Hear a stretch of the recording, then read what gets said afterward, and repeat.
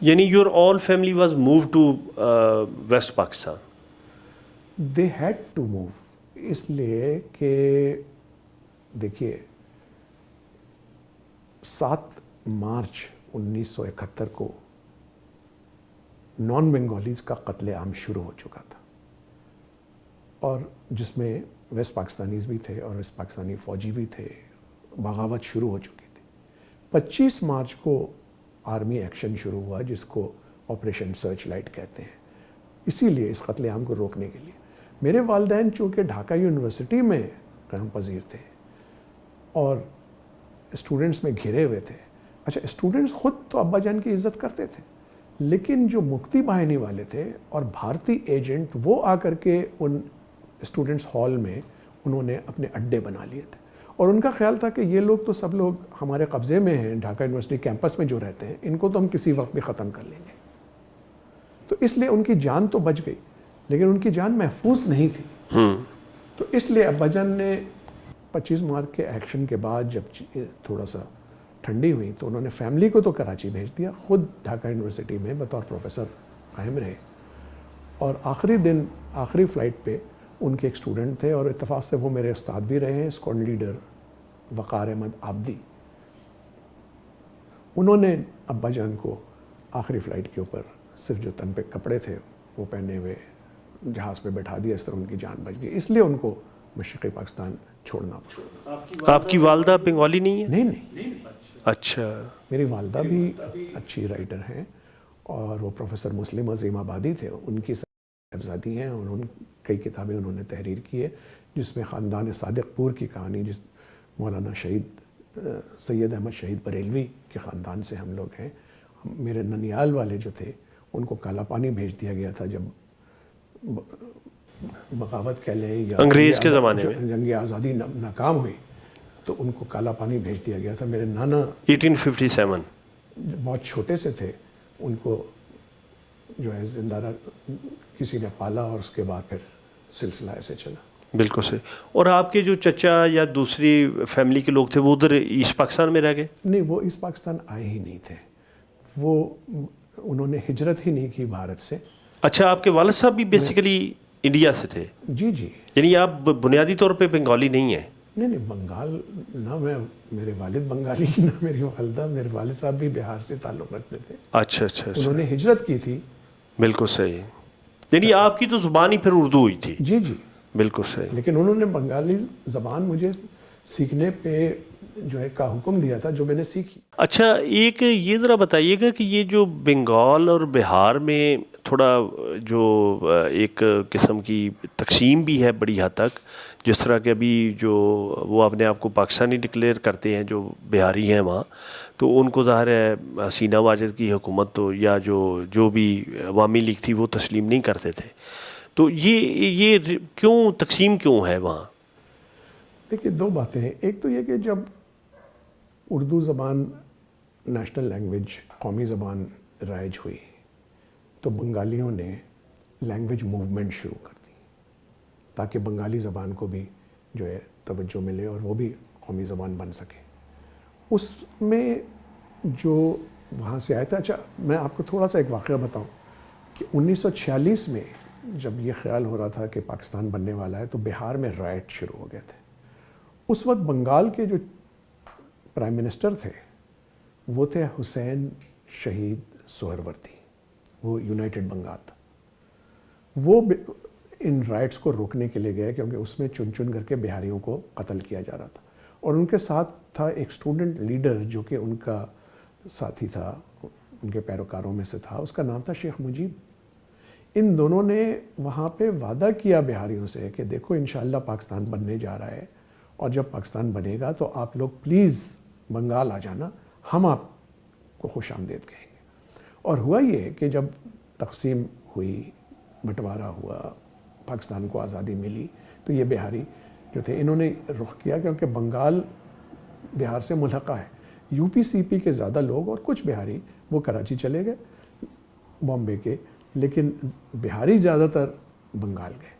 اچھا، بہاری زیادہ تر جو ہیں وہ پڑھے لکھے بھی تھے، اور اس کے علاوہ کئی جو ہے فنون سے ان کا تعلق تھا، تو انہوں نے شروع میں ایک ویکیوم پیدا ہو گیا تھا بنگال میں، کیونکہ اچھے جو خاص طور پہ فائنانس اور ریلوے اور اس قسم کی جگہوں پہ ہندو تعینات تھے، وہ چلے گئے بنگال چھوڑ کر کے. تو ان جگہوں کو سنبھال لیا بہاریوں نے اور ترقی بھی کی. تو بہاریوں کی ایک طرح سے سمجھیے کہ جو مالی حالت تھی وہ ذرا بہتر تھی، اور جب یہ لینگویج رائٹ شروع ہوئے تو چونکہ انہوں نے وہ کم کیا، حصہ نہیں لیا لینگویج رائٹس میں، تو بنگالیوں کو یہ بات قدرے بری لگی. اور اس کے بعد جب یہ سلسلہ شروع ہوا 1970 کے بعد سمجھیے کہ رائٹس وغیرہ کا، تو بہاریوں نے پاکستان فوج کا ساتھ دیا، اور خاص طور پہ اس وقت رضاکارانہ تنظیمیں بن گئیں، البدر اور الشمس، اور باقاعدہ انہوں نے ملٹری ٹریننگ حاصل کی اور فوج کے شانہ بشانہ لڑ رہے تھے. اور جس میں یہ ہوا کہ جب 16 دسمبر 1971 کو پاکستانی فوج نے ہتھیار ڈالے تو وہ تو بن گئے پرزنر آف وار، لیکن جو بہاری تھے وہ اب مکتی باہنیوں کے تختہ مشق بن گئے. انہوں نے چن چن کر کے ان کو مارنا شروع کیا. تو اس وقت شیخ مجیب تو ابھی قید میں تھے، لیکن جو وہاں کی حکومت تھی اور خود بھارتی حکومت نے ان بنگالیوں سے کہا کہ بھائی ان کو مارو نہیں، ان کو بے شک کوئی کیمپس میں بند کر دو. اور تب سے وہ کیمپ میں بند ہیں، اور آج 53 سال ہو گئے ہیں. لیکن ان کی ڈیمانڈ یہ ہے کہ ہم تو پاکستانی تھے، ہم نے بنگلہ دیش کے لیے تو آپٹ کیا ہی نہیں تھا، ہمیں پاکستان جانا ہے.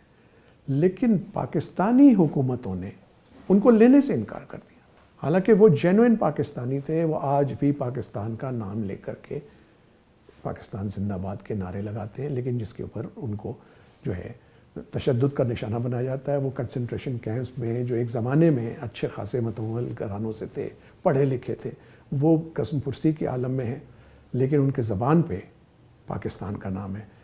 بنگلہ دیش نے ان کو شناخت نہیں کی ان کی، اور پاکستان نے ان کو لینے سے انکار کر دیا. جب 71 تھا اور وہ سارے رائٹس ہو رہے تھے اور ایک سچویشن تھی، اس وقت آپ کی کیا فیلنگس تھیں؟ دیکھیں، میں اس وقت پاکستان ایئر فورس میں کیڈٹ تھا، اور مجھے یہ معلوم تھا کہ میرے والدین بہن بھائی ڈھاکہ میں ہیں اور کسی وقت بھی کوئی بری خبر آ سکتی ہے. اور ہوا یہی کہ میری ایک پھوپھی جو ہے، میں واقعہ دہرانا نہیں چاہتا لیکن سمجھیے کہ وہ جان سے گئی. 2 میرے پھوپھی زاد بھائی وہ بھی شہید ہو گئے. اور یہ باتیں تو خیر مجھے بعد میں پتہ چلی، لیکن والدین کی وجہ سے میں بہت پریشان تھا، لیکن ٹریننگ جاری تھی اور میں دعا کرتا تھا کہ شاید اس کے اوپر قابو پا لیا جائے گا. لیکن حالات ایسے تھے کہ مشرقی پاکستان میں ایک ڈویژن فوج تھی، ایک اسکواڈرن لڑاکا تیاروں کا تھا، گھیرا ہوا تھا، اور ہر طرف سے بھارت نے ناطقہ بند رکھا تھا، کر دیا تھا، سمندری راستے سے بھی، فضائی راستے سے بھی. تو کوئی مدد تو پہنچ نہیں سکتی تھی. تو اس لیے پریشانی ہی تھی اور دعا ہی تھی. اچھا، آپ سے آپشن پوچھا گیا جب بنگلہ دیش بن گیا کہ آپ وہاں جانا چاہتے ہیں یا یہاں رہنا چاہتے ہیں، یا کچھ ایسا نہیں ہوا؟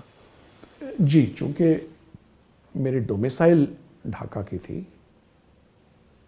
تو مجھ سے ضرور یہ پوچھا گیا، لیکن میں نے اسی وقت آپشن یہ دے دیا تھا کہ میں ویسٹ پاکستان میں ہی رہنا پسند کروں گا. تو اس لیے جو میرے بنگالی ساتھی تھے ان کو تو کیمپوں میں بند کر دیا گیا تھا، مجھے نہیں، اور میری ٹریننگ جاری رہی. تو کچھ بنگالی آپ کے ساتھ ایسے تھے جنہوں نے پاکستان آپٹ کیا؟ جی ایسے تھے، لیکن بہت کم تھے. اور ان میں سے 2 ایسے تھے جنہوں نے ویسٹ پاکستان کے لیے تو آپٹ کیا، لیکن جب بنگلہ دیش بنا تو چونکہ ان کے فیملی والے سارے وہاں تھے، وہ ادھر چلے گئے، تو وہاں ان کو اچھی نگاہ سے نہیں دیکھا گیا. یہ ان جو ساتھی جنہوں نے آپٹ کیا تھا ایسٹ پاکستان کے لیے، انہوں نے شکایت لگائی کہ یہ تو غدار ہیں، تو اس لیے ان بیچاروں کا کیریئر کوئی زیادہ آگے نہیں بڑھ سکا، تو ان کو فرق کر دیا گیا. اچھا، جو ابھی یعنی عوامی لیگ کے جو لوگ تھے، ابھی تو ظاہر ہے وہاں بنگلہ دیش میں سینیریو چینج ہو گیا اور قائد اعظم کی وہ سالگرہ بھی منائی گئی، اور یہ کوئی 53 سالوں کے بعد ہوا. ان کے نزدیک تو ظاہر ہے جو جنہوں نے بھی پاکستان کا ساتھ دیا وہ غدار ہی تھے. نہیں، نہ صرف کہ ان کو غدار، بلکہ ان کے اوپر باقاعدہ مقدمے چلائے گئے. یہ حسینہ واجد نے شروع کیا. حالانکہ 1973 میں پاکستان اور بنگلہ دیش اور بھارت کے درمیان ایک ٹرائی پارٹائٹ معاہدہ طے پایا. اسی معاہدے کے تحت جو ہمارے پرزنرز آف وار تھے، جنگی قیدی تھے، وہ بھارت سے آ سکے یہاں. اور اس میں یہ کہا گیا تھا کہ عام معافی دی جائے گی، کیونکہ بھارت جو ہے وہ مقدمے چلانا چاہ رہا تھا پاکستان کی فوج کے اوپر کہ انہوں نے جنگی جرائم کیے ہیں. لیکن بدقسمتی سے ان بہاریوں کا اس میں کوئی ذکر نہیں تھا. اور اسی چیز کو مد نظر رکھتے ہوئے حسینہ واجد نے اپنے دوسرے دور میں مقدمے شروع کر دیے. ایک اس نے انٹرنیشنل کرائم ٹریبیونل بنا لیا، جو کہ بیسیکلی ایک مذاکرہ خیز قسم کی عدالت تھی. اور جن لوگوں نے پاکستان کا ساتھ دیا تھا، جس میں بنگالی بھی تھے کیونکہ جماعت اسلامی والے بھی تھے، ان کو ان جھوٹے مقدموں میں پھانسی چڑھانا شروع کر دیا تھا. تو ان کی تو مطلب یہ ہے کہ ایک وہ بڑے معروف نظامی صاحب تھے، مطیع الرحمان صاحب تھے، اس طرح کے لوگوں کو. مولانا اعظم صاحب تھے اور مطیع الرحمان تھے، اور کئی نام ہیں جن کو کہ پھانسی چڑھا دی گئی، جبکہ ان کی عمریں بھی اچھی. حالانکہ وہ منسٹر بھی رہے، حکومتوں میں شامل رہے، اور یعنی وہ بنگلہ دیش کا حصہ بن گئے، بنگلہ دیش کی سیاست کا اور سارا.